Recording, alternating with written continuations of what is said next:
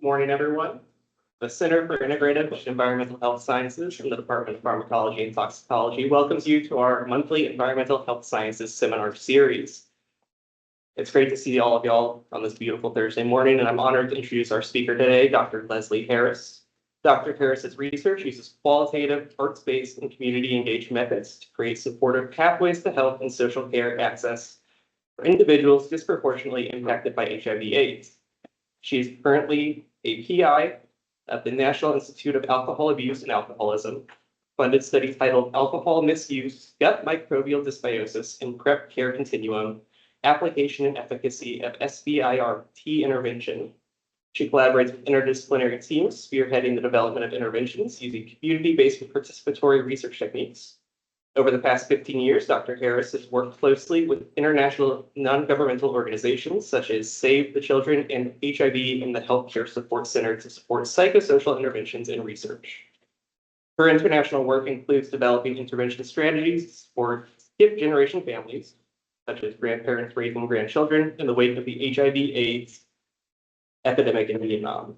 Her findings have demonstrated the positive impact of community health models, such as peer support, self-help groups, and youth development in populations lacking access to healthcare, thus reducing health inequalities for those needing it most.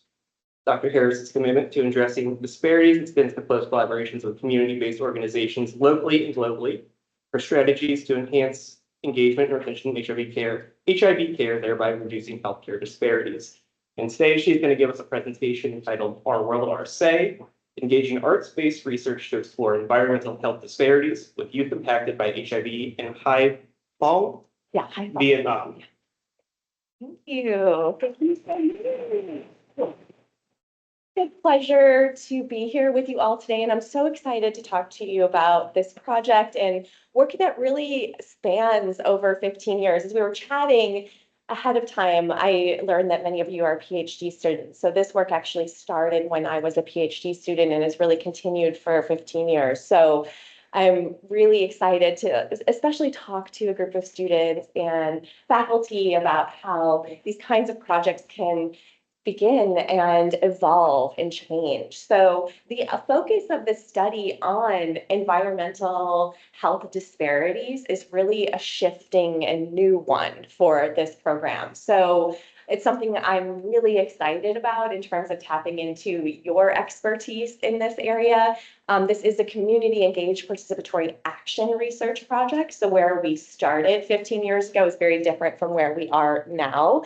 And there's been several different iterations of this project that has evolved and changed over time. So I'm also really excited to have some time to actually talk to you about the full scope of the work that we're doing. So my outline for today's talk is I'm going to talk about our overall aims specific to Our World, Our Say. I'm a qualitative researcher. I do a lot of community engaged work, arts-based work. Positionality is very important in terms of who am I in terms of the relationship that I have to my research team. And for all of my projects, I really do a positionality statement, but I'm going to talk to you a little bit about what that looks like, what that means, how we really utilize that to reflect upon the process of the unfolding work. I'm going to talk to you about several interlocking approaches and frameworks, the history and context of this project, the methods that we use. So it's community-based participatory action research as an approach, but the method that we're using is photo voice. And over time, we've integrated other art-based mediums into that fold. The results of our study, the dissemination efforts, and future, and some of the lessons learned. Okay, so the aims of our project, this is really a collaboration between myself at the Kent School of Social Work and Family Science, which is my home base. My closest American collaborator is a former professor in fine arts named Kate Bunes, and she is now at the NAU School of Arts, and she's in Northern Arizona now, but we really connected and engaged in terms of our need to really have arts-based expertise as our project shifted in terms of being able to create effective exhibitions for advocacy that created power and influence. And so her expertise in this area has been very notable. Our World, Our Say is a project that has started 6 years ago with youth that is housed within a grassroots organization in Vietnam called HHCSC, which stands for HIV and Healthcare Support Center, which is a community partner of a large NGO named Save the Children. So our community partners we outlaid, we also have a lot of government partners to do work in Vietnam is quite complicated and getting various levels of government clearance. So in order to implement any new project, particularly that has foreign funding, you have to have agreement with the Department of Foreign Affairs, DOLISA, and also the Phong City authorities and the local police. We have had a lot of exhibition partners, so we produce large-scale exhibitions related to this work, and I'll show you some of those in a minute. So we've had 2 local exhibitions at the Hard Art Institute, the Asia Institute Crane House, and an international exhibition in Seoul, Korea, where my co-researcher Kate is from, and we are planning one in Haiphong next year. Throughout the shifting of this project, we've really engaged expertise of people that study social justice youth development, positive youth development to help shape and guide the program. And projects like this, you might know, really take a lot of funding, spanning a lot of time. So a lot of these are smaller foundation funding, seed grants, and most recently, the Center for Integrative Environmental Health Sciences has really helped us out in terms of funding materials and supplies for our programming for 2025. So super, super grateful for that support, and it goes a long way. I want to talk briefly about my positionality. So when you work, I started working in Haiphong in Hanoi 15 years ago. So in my position as one of privilege as a white American researcher that is really landed there based on connection through and where I did my PhD at the University of California, Los Angeles. So during that time, I had a mentor and I did an NIH pre-doctoral fellowship, and my mentor, Donald Mariski, was a Fogarty Fellow in Southeast Asia, and he connected me to Save the Children. And then I ended up being able to move there for the course of 3 years and complete my dissertation in partnership with Save the Children. So without that foundational relationship of spending time, I don't think that this relationship would be possible. So the way Save the Children works, which is a large-scale NGO, is that they partner with local grassroots organizations. So this was funded through PEPFAR money. So the president's plan for AIDS relief, which is really leftover Bush and Clinton era funding to help support and filter through Save the Children to local grassroots organization, which is how we came to work at HHCSC. So at the time, the 4 of us, so Chi Ping, Chi Hui, Peng, and myself, worked together as a part of a large team to do a large-scale needs assessment for 400 families that have been impacted by HIV and AIDS in Haiphong. That's actually Chi Hui's son, who at the time, his name is Hugh, and at the time he was a toddler and is now, at university. So, and Kate Biyun is our collaborator who's just started coming and visiting the country to help curate some of our exhibitions in Vietnam. And so this is really, project that's shaped over a large period of time, but also shaped by, my experience in growing up in Chicago during the 80s and 90s. So the first thing when you go to Vietnam and meet a new person, they'll say, "Bao nhiêu tuổi," which means how old are you? Because it's very intergenerational in terms of how people relate to each other. So you need to automatically know if you're older or younger than somebody, and that means that they'll know how to address you. Big sister, little sister, big brother, little sister. So we're all 4 of us who began together the exact same age. And so our lives have really been shaped in different ways by the HIV crisis throughout the United States and globally. And so one of the things that I constantly think about and reflect on with my team is like my position as an American, a white American, in a country that's really been shaped by war, the American War, which is referred to in Vietnam, imperialism, economic colonization, very much a part of my own home country's actions. At the same time, Vietnamese people are very prideful and very proud of the fact that they won that war, particularly Northern Vietnamese people. So also join my partners in celebrating that victory under, US-based forces. So how does arts-based research really come into the fold of people who work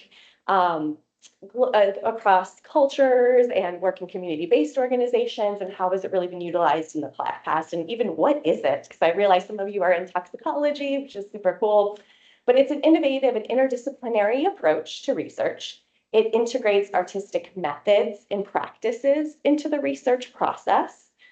It also recognizes the unique ways that the arts, including visual arts and other creative forms, contribute to the generation and knowledge and understanding. So this is really an interpretivist, constructivist paradigm and worldview. It values experiential, it values the subjective, it values the aesthetic in those dimensions of research specifically. And it also aims to capture complexities that may be challenging to communicate through traditional methods alone. So as a social scientist, what I'm referring to is like quantitative versus qualitative research. Okay. There's also been a long history of fusion of creativity and activism.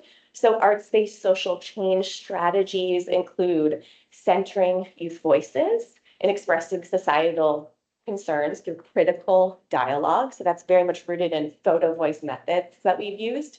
Dismantling ingrained perceptions that we often have about youth. So a lot of youth programming sees youth sort of as receptacles of, adult wisdom rather than having their own assets that can lead to social change as they envision them. It promotes collective vision and action towards social change aimed at improving the future. So that is a huge tenet of community-based participatory action research, is there should be an actionable social change built into the plan that is led by and done in partnership with communities. So we long know, and it's well established, getting into like the arts and health disparities literature, that particularly when we think about HIV, silence and stigma lead to very negative health outcomes for individuals who are living with HIV and AIDS and have been impacted by them. We also know that there's huge values in the arts that have been established by the literature. So creating art provides direct health benefits. We know that throughout the lifetime. Art provides a platform for public influence. So we really utilize that in photo voice and other arts-based approaches, thinking about how do we use art to create social change. Art also provides us with data that we might not be able to collect, so particularly when working with youth who might not want to express themselves through, let's say, like a one-on-one qualitative interview. And also arts are inherently assets-based. So we have when coming together and creating art, we are complementing each other. We're holding each other in positive regard. We are talking about our experiences and sharing and collaborating. I've also worked closely in recent times on local projects with a New York-based artist named Roberto Vinsani, and his work has been really influential. So I want to really hold him up here. And he's a fine arts professor in the John Jay College system in New York. But he talks a lot about like really how do you even engage people before even jumping into photo voice or arts-based research? How do we even sort of introduce this idea that we're going to look at, examine, create art for social change? So he's also introduced me to a 3-step process that I think is really important. So first, we really start with this historical, cultural, gender issue analysis. So we look at like what conditions and circumstances have led us to the situation that we are exploring today. We secondly analyze existing artwork. So how are others reflecting on these circumstances? So in Vietnam, what that looks like is bringing in to group historical art pieces aimed at activism and social change that are done by local Vietnamese artists and analyzing them for those social, societal, gender conditions. Then, and it's always an invitation, because this is, trauma-informed work, which I'll get to in a second, we invite participants to actually create art and reflect on their existing circumstances and development of artistic strategies. Another framework or paradigm that's super important to informing this work, because it is youth-engaged work, is this concept of YAPs, or youth-adult partnerships. And so you've already met Chi Huyn and Chi Hui. And one of the things that's so important about their existing practice within HHCSE is that they are adults who are partnering with youth in a youth development program. And so this involves the practice of multiple adults acting deliberately together in a collective fashion over a sustained period of time. So I'll tell you a little bit about the history about them in a minute, but they've known each other since the youth were babies. And this is intended to promote social justice, strengthen an organization, or affirmly addressing a community issue. And so youth are joined by adults as allies in these systems. So it's more equitable, mutual activities with young people. There's a sharing of power and also accountability for the achievements and failures of the objectives of the group. Because I'm a social worker, we're also very guided by SAMHSA's trauma-informed principles for doing research, which I think is a very nice complement to some of the ideas and the domains that we've discussed already. So this idea of safety. So when onboarding youth to making art to create social change, there should be addressing of psychological, physical, emotional safety, particularly when revisiting places and spaces from their past.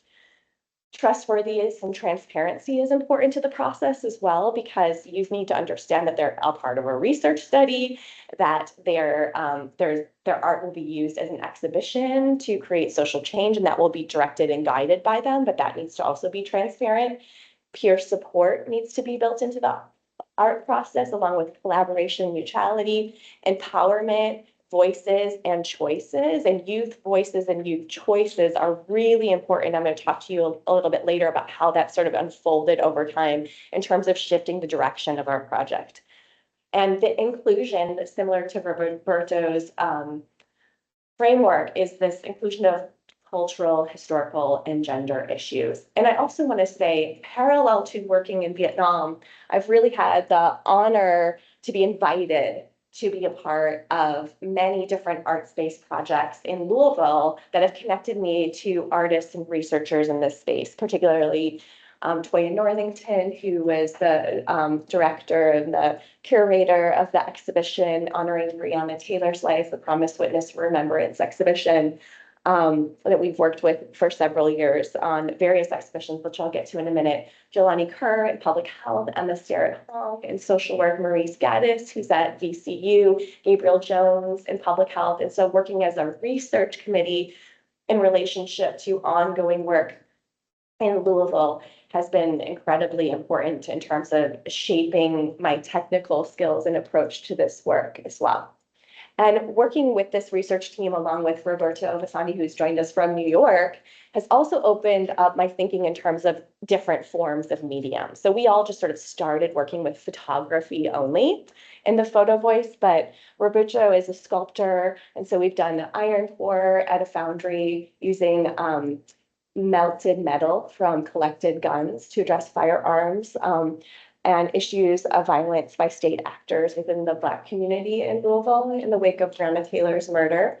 I've also worked closely with Jelani Kerr on the HIV monologue project with actors who have used qualitative interviews to create monologues performed to raise awareness around particularly older adults who are living with HIV. And then I really started with Dr. Jennifer Middleton in the School of Social Work, looking at Project STAR. So we worked with survivors of childhood sex trafficking and photo voice, then created a silent film. So onward towards Vietnam. So this photograph really situates sort of some of our recent work in Vietnam regarding environmental justice issues. So Vietnam, or obviously is involved in the American War, which I referenced is referred to in Vietnam, was heavily sprayed by napalm and Agent Orange, leaving lasting environmental and devastating toxic effects that literally lives in the DNA, not only of the soil, but of the people in Vietnam. So for those of you who know anything about Agent Orange, that can live in someone's DNA. And if you spent any time in Vietnam, it's evidenced by its impacts on the people just by walking down the street and interacting with people. You can see the effects of it to this day. In addition to the history of the war, and being sprayed with toxins and poison, Vietnam is a very beautiful country, but it has a very diverse ecosystem that is making it a rapidly developing tourist destination, and has experienced rapid economic growth that's really moved it in recent years to more of a middle income country. And along with that comes a range of newer environmental challenges. So deforestation, rising sea levels. Haiphong is situated on the South China Sea, so the youth are very impacted by that extreme weather event. So my colleagues in Vietnam were just reeling over the impacts of Typhoon Yagi, and are really still underwater in very much many ways, particularly populations and communities that are disproportionate risk. Haiphong is also vulnerable to industrial and agricultural runoff impacts on aquatic life, and this comes with rapid urban development, air pollution, and waste management. So Vietnam's efforts to balance this economic advancement, which is good for the country, good for the people, with sustainable environmental practices remain a challenge, and youth are keenly aware of that challenge. And in the literature, it's very much established that, people who are at disproportionate risk of HIV, who are living with HIV, are also at risk for environmental injustice. So that's also a connection that I wanted to make. So a little bit about the history of Haiphong in terms of the increases in orphaned and vulnerable children. So the height of the HIV epidemic actually occurred much later in Vietnam than it did in the United States. So between the years 2000 and 2005. So estimates indicate that about 23,000 children under the age of 19 were living with HIV by 2005. So this is just a rapid shift. However, more of a decade has passed with the peak of the HIV epidemic. So Vietnam always was and currently remains in what's considered to be a concentrated stage, which means several things. So it means that there's certain provinces where there's actually higher rates of HIV prevalence, and there's certain provinces where there's zero rates. And so this high concentrated rate, so Haiphong is the highest in the entire country, and that's because of the way it's geographically situated. So I'll talk a little bit about that in a minute. So the reason why, so Vietnam is right here and situated in the Golden Triangle of illicit opium production. And this is a map during one of the highest periods of HIV. So 2011, when I was working in Vietnam, we often use this map to look at, I'll use my pointer, Haiphong right here. So the highest rate. So one of the most powerful statistics during that era was that 40% of persons who injected drugs due to heroin trafficking and trade were living with HIV. So really high concentrated rates, but you can see that through dark spots, which makes the epidemic in Vietnam look quite different. So at the time when I was working with those 4 individuals that I'm still working with now, in terms of what the work of Save the Children and HHCSC were doing, is they were trying to do this large scale needs assessment. So identify and locate in the region every single grandparent-headed household, also known as skip generation caregivers, because there was a massive amount of death in a short period of time of the parental generation due to HIV in the areas. The strategy in Vietnam was not to go to orphan care models, not to go to institutional care models, but to try to bolster family support systems so children could stay within their own homes. So trying to really identify and locate every single grandparent raising a grandchild, offer support and services in the form of self-help groups, peer support, resources for grandparents, along with stigma reduction and HIV knowledge. So here's some photos from that era. And so that needs assessment, implementation of the empathy clubs was followed by a new research study on how empathy club involvement impacts household food security, looking at more of a control model where we're looking at grandparents who chose to be involved in empathy clubs versus those who are not in terms of household food insecurity. and then shifted over the course of 15 years to really working with youth, which I'll get to in a minute for various reasons. But we started out with really the HHCIC wanted to aim at looking at risk and resilience for our youth who have been impacted by HIV, then shifted during the COVID-19 pandemic to really look at more health equity focus.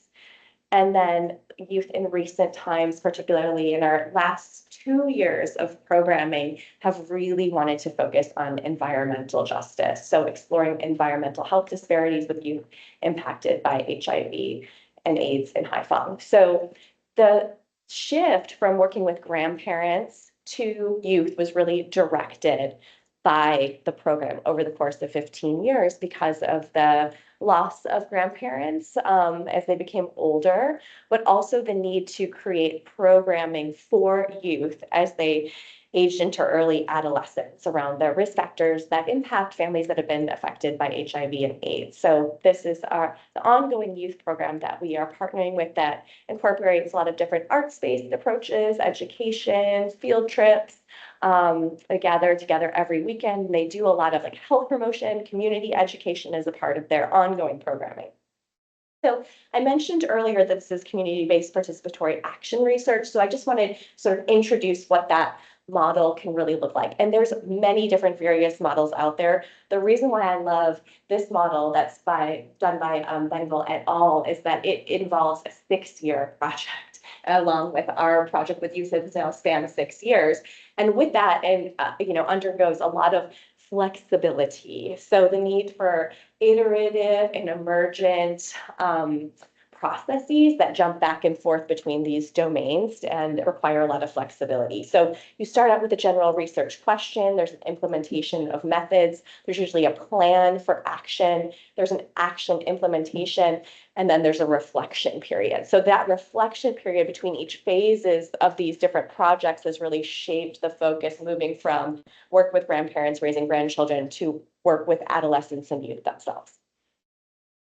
Okay, so within the framework or the approach of community-based participatory action research, we've found very good luck in using photo voice as a method. So what is photo voice? So photo voice really uses a lot of the principles of Paulo Freire's critical consciousness building, but it was really developed at the University of Michigan by 2 researchers, Wang and Buress, and are really used very heavily in health promotion and public health. So it's a process by which people can identify, represent, and enhance their community through specific photographic technique. It uses images, particularly photography, to deconstruct social problems and pose meaningful questions to form actionable solutions within community context. So it's arts-based research, and it was originally used for health promotion principles and also non-traditional approaches to documentary photography. My work with folks here in Louisville has really expanded my thinking into how do we really use photo voice framework, but incorporate other art mediums in. Because when working with youth, one of the most important things is youth voice and youth choice. So we found by pigeonholing youth into just photography only, that's quite limiting and not expanding their options. So over the past 6 years, we have, and this is what's been really valuable about the interdisciplinary nature of this project, is by bringing in local artists and international artists to work with youth. We have a lot of expertise in terms of technical skills, training in different forms of medium. So we've done printmaking using art through recycled materials, calligraphy, film production, theater, logo design, poster design, working with traditional Vietnamese handicrafts, particularly this last summer, we did a lot with fiber art. And then what the youth have aimed to want to do next summer is actually getting deeper into understanding environmental science by using art and along with science to create environmental action. So I'm looking a lot at acid painting and other things. So if you have any ideas for me, that would be amazing to think about.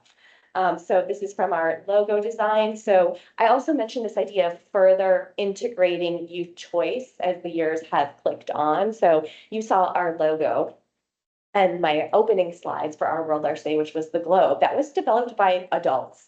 And over time, we've realized the youth should create the logo for this. Why not? So we had a logo design session this past summer. The youth created designs, they voted on their design, and then our team digitized the design. So the one in the middle, and I'll show you what that looks like now.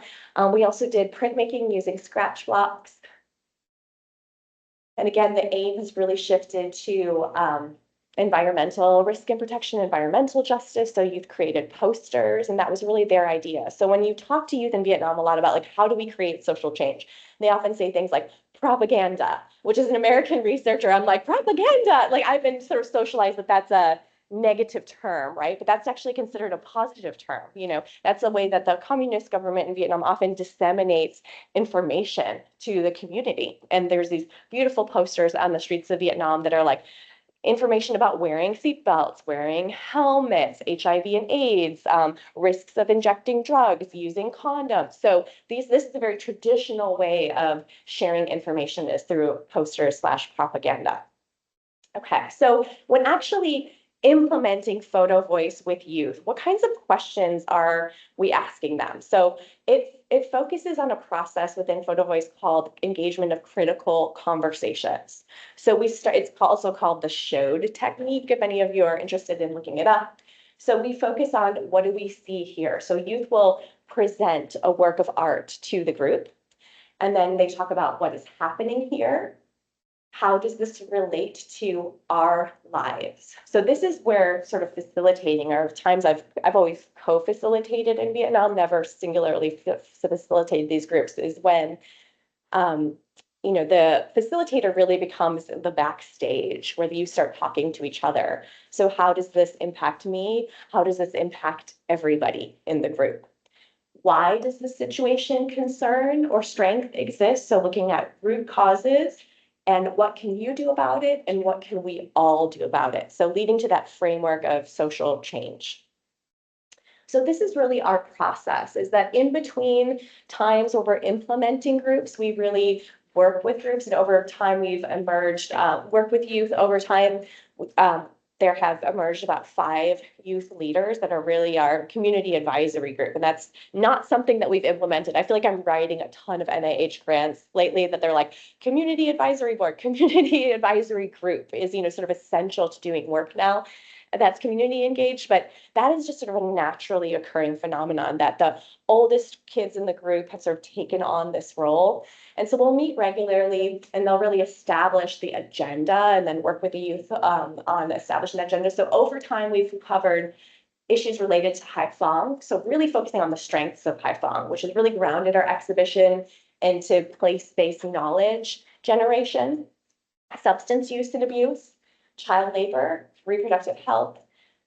Within reproductive health, an emerging topic of sex work came about, childhood sexual abuse, HIV/AIDS, and lastly, our main focus now, which is environmental risk and protection. So this involves a live data collection with groups in Vietnam. We've also found that not all youth feel comfortable or, even prefer to share their stories and art in a group format. So we've also had to figure out ways to document their stories and narratives on other channels. So we've also done journaling assignments as well. We've done artist statements related to their work that we've also analyzed.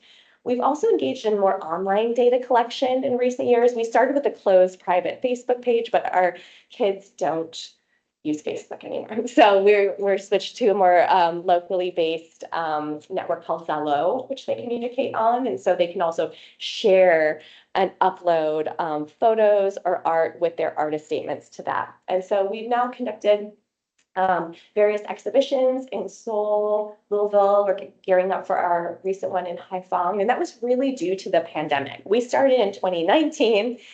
We had done 2 exhibitions locally during that time. And then we had this delay for 2 years. And then during that time, Seoul opened up. And my co-researcher, Kate, is from Seoul, spends every summer in Seoul. And she's like, hey, I want to do a COVID friendly and accessible exhibition in Seoul. So she was able to do that. And now we're able to really, now that Phong is opening up again, do it one this summer. So in between this time, we've also learned the power of doing online exhibitions, and COVID really pushed us into that direction.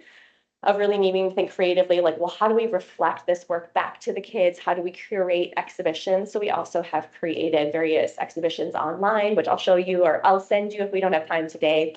And then this has led to, social action and social change. So IEC campaigns, so that stands for Information, Education, Communication campaigns that youth have implemented, sharing stories on social media.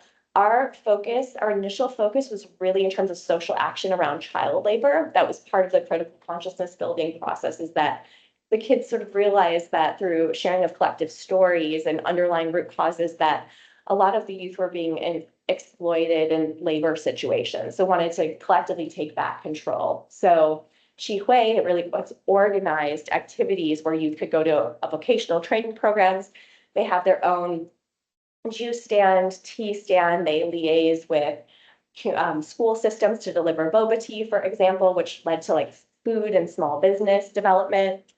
And the social change they really identified was this reduction in child labor, exploitation, and increase in vocational skills, and really looking at the economic stability of the club moving forward. So Vietnam is in a precarious situation with international NGOs leaving due to the rising economy of the country. And so really needing to rely on local resources, which has really enhanced the need for university partnerships to be able to partner to fund some initiatives. So this is some of our initial focus group critical conversation. And I want to say one of the interesting ways we've shifted over time, as you can see, Peng and I are sorry, I'm moving backwards. We have really started, oh no, I lost it. Okay, I'm gonna go slower. Back up.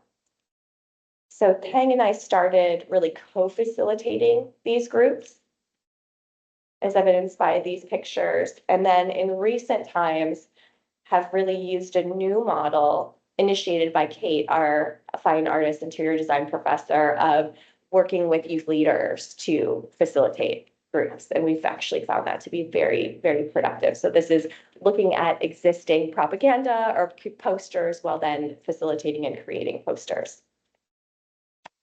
So one of the most pressing questions in community-based participatory action research, particularly with engagement in youth, is really how do we engage youth in every step of the process? And this is a very fuzzy area in terms of also having youth voices remain authentic and at the center of the findings, because usually, in the past, we would take all of these data back to the United States. We'd work with graduate students, trainees, interested in arts-based research, analyze it, and then go back and present it to the youth. And we found, well, that's not really an authentic sharing of the analysis experience. And so YPAR, or youth participatory action approaches, are really intended to counteract the researcher's own voice in the analysis, and yet the literature has very little guidance on how to do so. And so we've looked at various approaches. So Code and Evans, Foster and Fishman have these various approaches for involving youth and children in the coding process. So some components of their process, which really involve engaging youth in line-by-line coding and reading of transcripts, did not sit well with the youth. Our concerns about this sort of translation of this approach to Vietnam was really affirmed by youth interview data when they described their love of why do they love coming to the club? Why do they love coming to the program? They like being active. They like socializing in groups. They don't want to be sedentary, and they don't want it to feel like a boring school activity, right? So that posed a challenge for our group. So their narratives really underscored this process. Okay, so I will just talk you through this. Of engaging in new and more innovative types of approaches to coding. So this is an idea that has recently been put out there that we've used, is called the codifying process. So participatory thematic analysis. So what this looks like, I'll show a visual that's better than this slide, is that this past summer, we laid out hundreds of photos, posters, works of art from 3 cohorts of youth who have participated in the program, and youth come back year after year too. So we have many repeated youth that we've worked with over years of time. And we said, okay, we're going to engage in a thematic group analysis process. So our first round is we had art everywhere, double-sided tape everywhere. We want you to code this based on themes. We're going to cluster and categorize this, and also then break up into groups and look at thematic analysis. And this really piggybacks on this idea of Paulo Freire's idea of critical consciousness being done in dialogue through groups. And then we recorded this. And this was really generated not only like, what do you see here? So for example, this codifying process was all related to art that looked at environmental risk and protection, but what are the larger societal, structural, historical issues that contribute to the art that you're seeing there? So trying to go one more level of abstraction. Okay, and so from there, collectively, we came up with an overarching context-specific framework which youth's art is embedded in. So looking at systems risks is what they called it, and systems responses. So they identify there's corruption in the system that trickles down to law and law enforcement. Within that, there's a lack of child protection, which leads to exploitation, and then noted that adults are very situated in perpetuating these problems. And then deemed that there are ineffective community responses, and then there's their ideas for intervention. So then we mapped on what are youth's ideas for intervention. And we found that they really operated, which is, what we teach in public health and social work, like a social ecological model. Like there's these micro interventions, meso interventions, macro interventions that all had themes. So on a micro level, personal reflection and change happen through working in groups, through dialoguing, linking self with community. On a meso level, raising public awareness, collaboration with adults, and on a macro level, wanting to see systems level advocacy efforts. Mechanisms of change within them are social media, supporting survivors, amplifying youth voice at a micro level, meso level, health education, involvement with community elders, police enforcement and stricter laws at the macro level, and then critical consciousness building at the bottom. So looking at self-awareness, social awareness, and global awareness, leading to social change. So I'm just going to click through some of the youth's art in the form of photography. So this is Hai's work on the harmful impacts of pesticides within her community. This is really one of the great things about doing this in groups is that we also get dialogue between youth. Youth challenge each other, which often leads to deeper understanding or shared understanding of a situation. So this is thought and thought going back about a conversation of the environment in their area and really looking at, underlying causes. Due to urbanization, buildings gradually grow, making water more polluted. Therefore, each of us needs to protect the environment and return to a clean and beautiful green environment to our city. So also really highlighting ideas for social change. And then Twat reflects on Fat's photo and says, okay, when I look at his photo, after I hear him, there are two reasons for causing pollution. The first is people's awareness, because people don't have proper awareness of pollution. So I think about some solutions to the problem, such as awareness raising activities, events, have some sanction mechanisms that come from the government and environmental violators.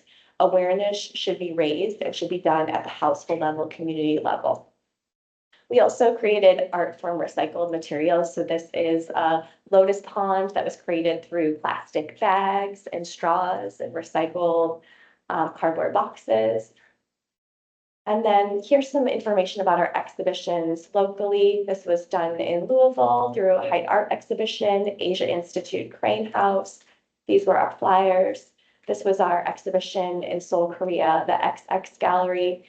And this past summer, we were able to scout a location. So really thinking about the youth's desire to engage in the next exhibition on environmental justice. We really needed a spot that they thought would be fit for that. So the youth in Haiphong City, there's a place called Dosan Beach. There's a hotel there that has a lot of influence, political influence. There's a lot of events that have to do with social issues there. So we were able to scout that location and what's fantastic is that Kate Biyun, Professor Biyun, was able to join us this summer in Vietnam and really think about, okay, from an artist perspective, from an interior design perspective, this is how we could utilize the space effectively in terms of an art advocacy exhibition that has power and influence in a very high traffic area. So that's what we are working on right now. We also, and I don't think we're gonna have time today because I want to take your questions, is that we really started out working with like American producers of these exhibitions, trying to digitize them, preserve them so that the youth could really use them. And of course, there's Vietnamese translation, Vietnamese voiceovers, but now we've also really shifted to youth directing these videos. So I'm going to give Colleen and Sarah the links to all these PowerPoint slides, but also the links to the videos if you want to check them out. And there's a very stark difference between the two when the youth directed and designed the videos. We've also found it's a way directing our research funds back to the youth. Like there's so much talent within our youth program and people that are curious about video production, video design. So, and also this is our digitized new logo developed by the youth. So lastly, just on a closing note, you know, we have a lot of lessons that we learned that really reinforced a lot of the work that we know about for arts-based advocacy, community engaged participatory action research. So we definitely agree, you know, there's this deeper complexity of lived experiences, particularly when working with youth and art. We found that it really challenges common visual representations of populations. We think that it allowed for ownership of youth stories. We also thought it's very valuable for needs assessment. So one of the needs assessment tools that's often used is photo voice as a first step for community connection. That's how all the initiatives that Chi developed around child labor were done, through those conversations, like, oh, this is impacting the youth. And to allow participant-driven, directed interventions. But we also think, you know, I was on a call the other night with a group of researchers, the same group of researchers that we worked on the Breonna Taylor exhibition, and we were, somebody on our colleagues brought up in the call, you know, there's not a lot of participatory action research that goes beyond one grant cycle. And like, why is that? How do we sustain these relationships over time and years? And we've actually found that art and partnering with an existing stable program that's in the youth life, you know, whether or not research is happening or not, is a way to really prolong engagement over several grant cycles, now over a decade, with great potential for community engaged research. I also think universities have a ton of expertise. It's allowed me, I have the privilege of having access to brilliant colleagues like all of you. So like, we need extra support in terms of youth development programming. We need extra support in terms of people that understand arts and arts-based learning, or toxicology and ways to integrate that. That's also the power of having, I think, community and university collaborations. We're also able to contribute programming. So much time as researchers, I found in my career, we're taking data from the community, but photo voice and arts-based interventions allows us to actually provide programming, which makes it often helpful to communities. An avenue to collaborate and share funding with multidisciplinary teams. We are constantly trying to like beg, borrow, steal to keep this program going, but engaging diverse researchers in this, like particularly the arts world, is very generous. If anybody wants to know where to get these kinds of funding, to keep these projects going. And then as a social worker, lastly, I'm very interested in these links between arts-based intervention and trauma-informed approaches as well. Right. And so if I would love, I know we have some time for questions at the end, but you can always reach me or Quay and Peng. I told them I was doing this presentation. They always said they please have them reach out to us. And Kate Kiyomi Biyun at the University of Northern Arizona is also our artist who has so much expertise in art advocacy, design, and curation. So we'd love to be in touch beyond the scope of this presentation. Thank you so much.